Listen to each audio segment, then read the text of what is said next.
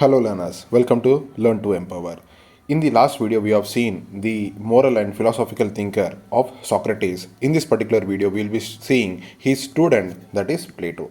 Plato lived during the period of 428 BC to 348 BC.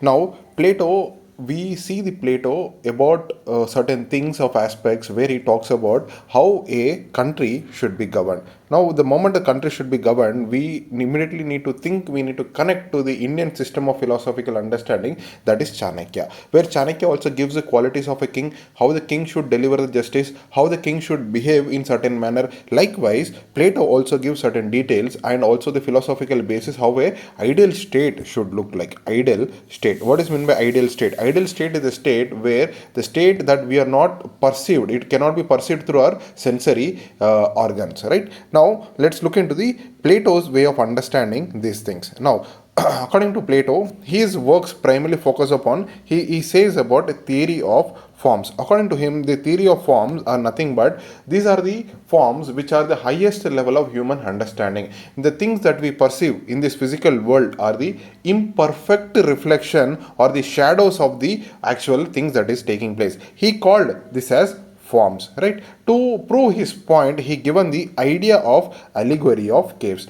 What is meant by allegory of cave? Allegory of caves are nothing but the stories about the cave. He gives the example, in a cave there used to be four members that is living in the particular cave, right? Four or five members in the particular cave they used to live. Now the cave had over the period, the people there were living in this particular cave had a no darkness, all or no, because the cave it is of darkness only. But one particular fine day, because of the wear and tear or weathering, a small crack happened in the top of the cave. Now through this a sunlight came into here. Now with the sunlight they used to see the shadows of the people walking nearby. When they see the shadows nearby that is happening, they think that the world is of black and white because they see only the shadow of the people walking here and there.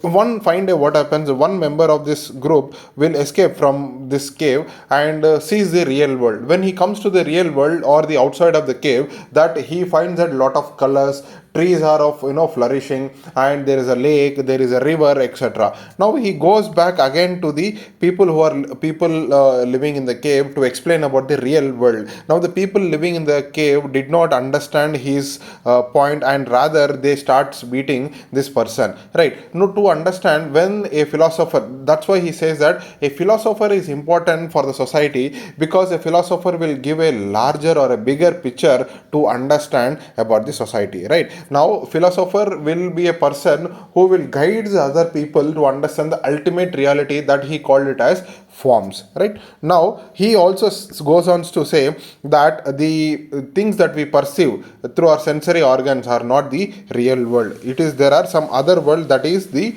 realm or forms, right? Now he also gives the concept of philosopher king. What is a philosopher king? According to him, a king is a philosophical person where he gives a person that possesses true knowledge, and true knowledge about that ultimate reality, true knowledge about that form, the form that the physical, beyond the physical world, if the king is able to understand, that is the philosopher king. Now the Plato is also known for given a concept known as noble lie, right? If you know, I want you people to search about the concept of noble lie, right? He divides the kingdom into three parts, right? One part talks about people born with a silver spoon, second is iron spoon, third is a gold spoon, where this noble lie how can be used in governing the society to have a ordered structure, right? Some of the quotations given by Plato are: wise men speak because they have something to say, fools speak because they have to say something,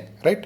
The second quotation given by him is: courage is knowing what not to fear, right? You can understand, these are some of the quotations I have given here. You can take the screenshot and work upon these quotations, but overall understand, Socrates is a kind of personality, he takes inspiration from not Socrates, Plato is a kind of personality where he takes inspiration from Socrates, his his mentor, right? And he have the similar kind of ideas as that of the Socrates. Now let's understand, in the next video we'll be looking into the next important personality, that is Aristotle, right? Till then, take care.